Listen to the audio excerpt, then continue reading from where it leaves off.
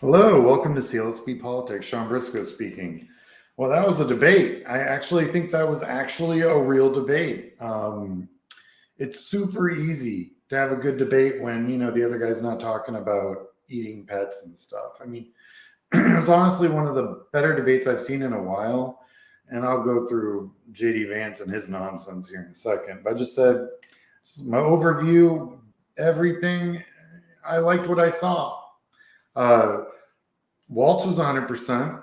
Obviously, a guy who's been the executive of a state, whereas Vance has only ever been the legislative body. And it showed because especially when they started talking about the emergencies that are going through in FEMA and all that jazz. It's really rough. I'll post a picture I saw that they took from space where you can literally see the swath of damage that goes through the country from that hurricane. It's pretty amazing. I'll put that on the community page. I thought Waltz missed an opening when they were talking about the emergency. And he did a really good job explaining how governors work together and that he sits on the committee that looks at all that stuff and that they all the governors reach out and talk to one another to expedite resources and getting them to the places that need to be taken to, which was awesome. But what he missed was an opportunity to talk about Project 2025.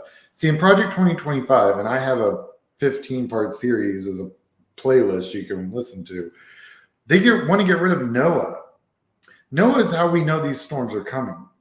And the other thing that they want to get rid of was FEMA. FEMA is how we recover from when those storms actually get here.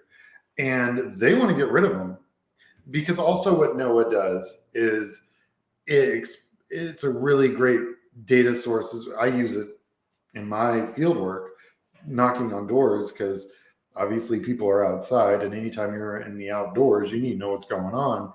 And NOAA will give you great average data, rainfall, temperature, things of that nature. So when I'm building a field program, that's what I look at. And to really figure out like how many days am I going to lose to rain, and what's that do to my ROI, and all the important math stuff. So he missed an opening there because Project 2025 goes into great detail about how much they want to get rid of NOAA and FEMA and leave it to the states to, solve their own problems. Because, that's exactly what North Carolina wants to be doing right now. When you got over 100 people dead, whole towns erased, and just complete devastation. Like I said, I got friends in Asheville right now, and they're having a real rough time. So yeah, I thought he missed an opening. But other than that, honestly, I mean, yeah, they tried to mess with him about his time in China when he was a teacher, doing the cross-educational stuff that they did back in the 90s.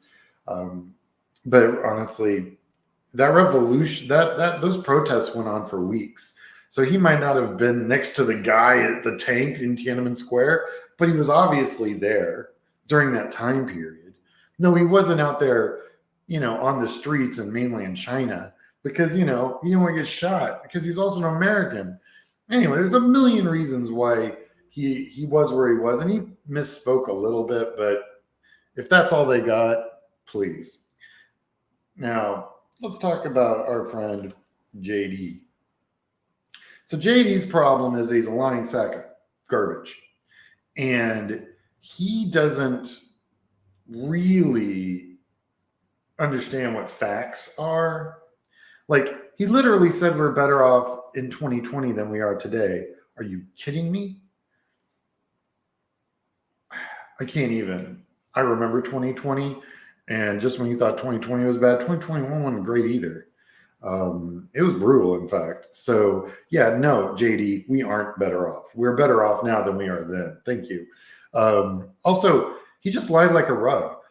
He got upset he was telling such huge lies that he got upset when they barely fact checked him, and he said, the rules are there's no fact checking. I'm like, are you kidding me?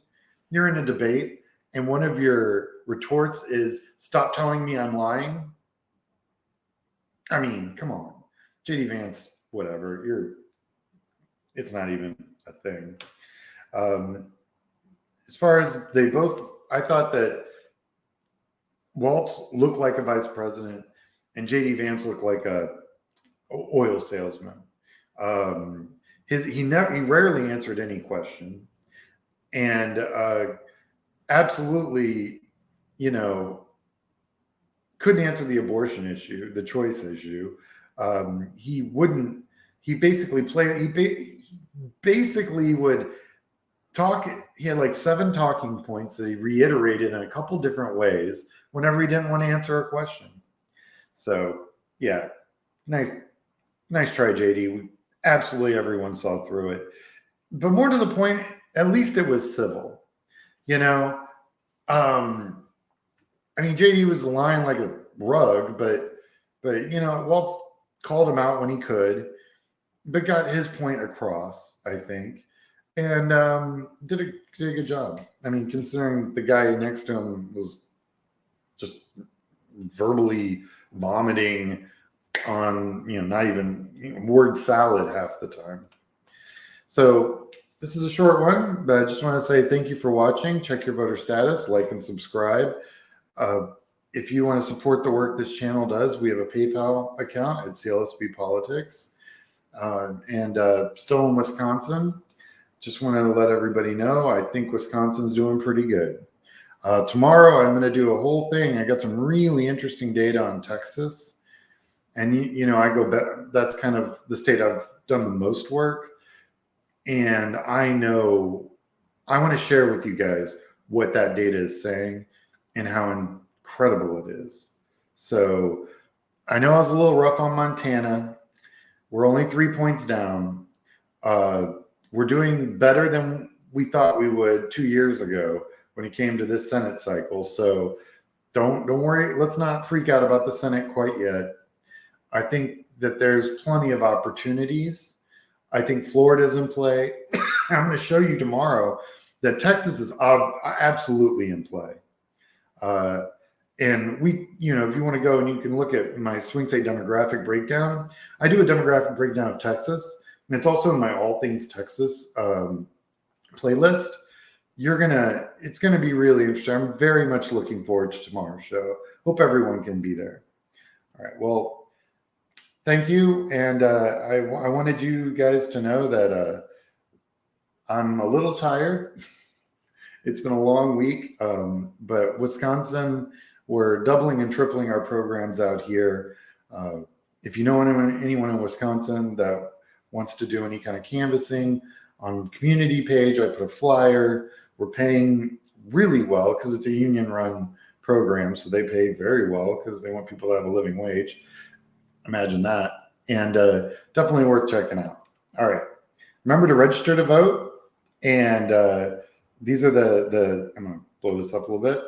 These are the deadlines. They're all coming up. October, honestly, we're going to win this thing in October. You don't want to play in November. I don't want to be down to like counting 1 or 2 votes in November. Get registered to vote. Vote early, and let's put this one to bed. All right. I'll talk to everyone later. And like I said, tomorrow's going to be a really interesting show. All right. Bye-bye.